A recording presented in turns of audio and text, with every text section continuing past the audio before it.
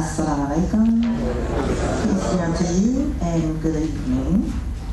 Okay. I want to bring our panelists to the podium here. We have three distinguished women who will be doing a presentation for us. Sister Sherry Siddiqui, Sister Okola Rashid, and Sister Taiba Taylor. You all can come up.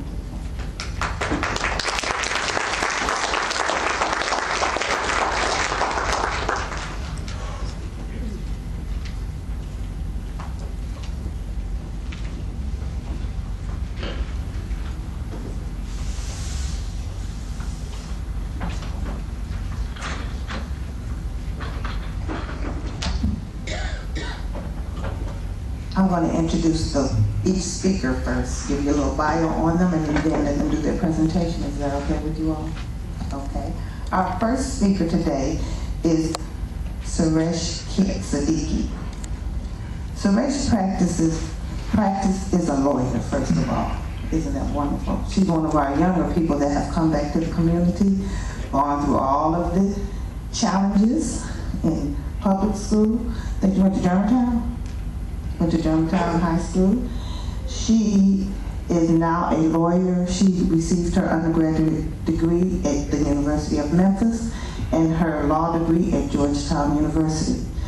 Her practice focuses on public equity offerings for both issuers and underwriters, as well as counseling corporations regarding compliance with the registration and disclosure requirements of the Securities and Exchange Commission. She also counsels broker-dealers on compliance with applicable regulations of the financial industry, regulatory authority, in connection with the distribution of securities. Suresh works with clients on a variety of corporate matters, including corporate governance and private placements. She serves on the firm's professional development and pro bono committees. During law school, she interned at the Securities and Exchange Commission in the Office of the Inspector General, where she assisted with internal audits and investigations.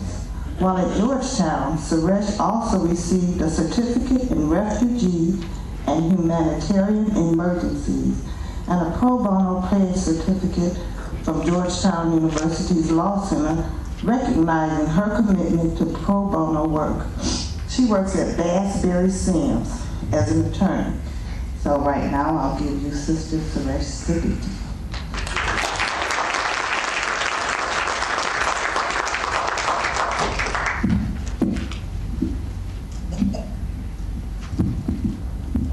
Can everyone hear me? Assalamu alaikum, everyone.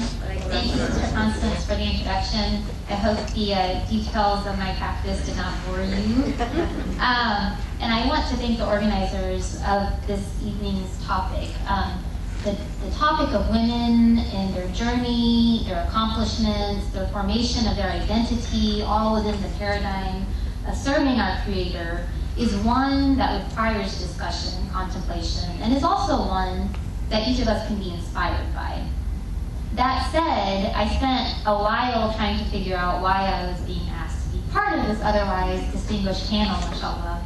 And I believe it's because the organizers wanted a representative of you, meaning our community, to also speak our story. There are many women in our community, including many of those seated here today, that do what they can in their journey in life, using Islam as their compass to help individuals around them as well as communities around them. You don't have to be in the spotlight to do that, but it does start with a drive to serve our Creator. Now, whether we were born Muslim or raised as Muslims, or we found Islam later in our life, I think each of us can point to a particular moment in our lives in which we can identify the time that we ourselves made the decision to accept Islam as our faith and serve our Creator. For me, it was in middle school, and at that time, I decided, independent of my own upbringing, to embrace Islam and try to frame my actions and my decisions within a paradigm of serving God. And it was at that time that I started observing the hijab, as well as observing prayers, making sure I never missed anything, conscientiously anyway, as far as an obligatory prayer is concerned. And at that time, I also found it of extreme importance to serve others and serve those in need. So, kind of with that in mind, I became involved with our local youth group, and I got involved in some student organizations at high school, and then in college that transformed into my activism with the local MSA chapter as well as the national MSA organization, as well as a few leadership and philanthropic organizations on campus. Now, in law school as well, similar focus with a legal slant. Going through middle school, high school, and college, being a Muslim, I think we can all attest is truly a blessing. But just like anything else we choose to make a part of our lives, it comes with its own unique struggle. But it's with this paradigm of serving my Creator that I also was driven to attend college and attend graduate school. I was set on filling a void within the Muslim community through my profession. So that also meant considering career paths that those around me may not have previously considered. And it was only that desire that made me consider the legal profession as well.